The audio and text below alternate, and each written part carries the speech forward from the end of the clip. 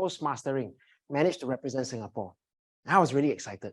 So we had a little watch party. Some of our club members came to my house and we all sat at the TV watching the contest play out. And my father asked, what's everybody doing here? So I said, oh, I'm representing Singapore in the World Championships of Public Speaking. And I felt so proud, right? My father said, oh, okay. And he walked off. Now, typically, for boys in Singapore, maybe boys everywhere else, we tend to view our fathers as our heroes, our champions. And that's how I saw my father. When I was younger, when people asked me, what do you want to be? I said, I want to be a driver, just like my dad. But I didn't know he was actually a banker and he would drive his neighbors into town because of carpooling regulations. Yeah, those of you who know, I know your age.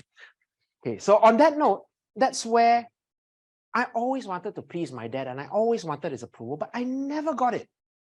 I never got it. And so that day I thought, you know what, maybe if I can be the world champion of public speaking, wouldn't he be proud? And so as the contest went on and they announced the results, in third place, okay, not me, got hope.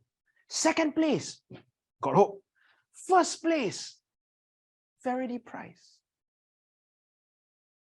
As much as I felt she deserved it, I felt a little crushed.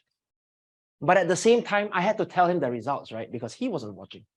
And so I told him, well, Dad, so the contest is over. I didn't win. And he replied, huh, you see, I told you not to waste time on these kind of things, right? You should learn how to trade from me. Oh. What does it feel like to have a loved one defecate on your dreams? 10 years of effort, countless hours spent coaching, sharing, rehearsing, practice, tens of thousands of dollars spent on coaching to reach that goal. And I didn't get it. And I didn't get perhaps some words of encouragement, some supportive words of praise.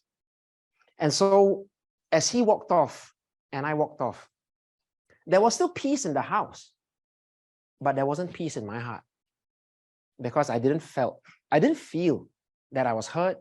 I didn't feel that I was supported. I didn't feel that I was respected. And so that's how my father is. And for a long time, I thought about that resistance. I mean, if someone tells you in your face, you know, to give up on your dreams, maybe because you're lousy or for whatever other reason, isn't that a cause for war? Would you still want to hang out with that person? A person who pours cold water on your dreams every day? But he's my dad. So we had peace in the house, but not peace in my heart.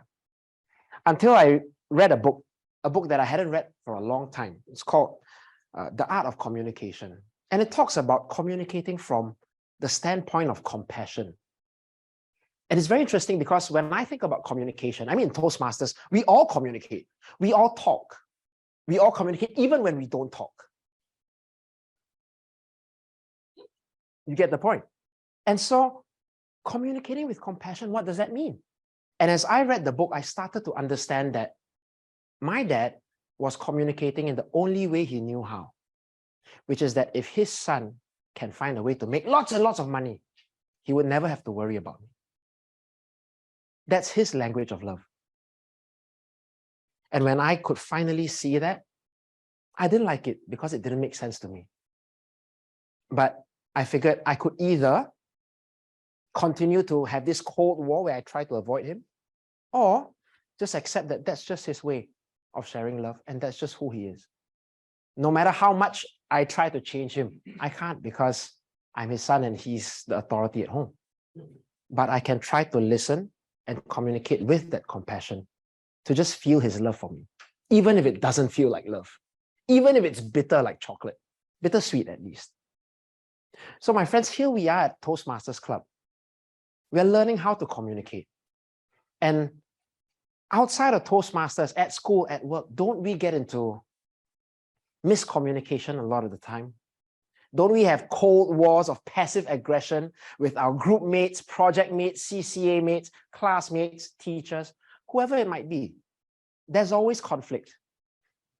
But until, like me, when I found the peace within, I could really have the peace without.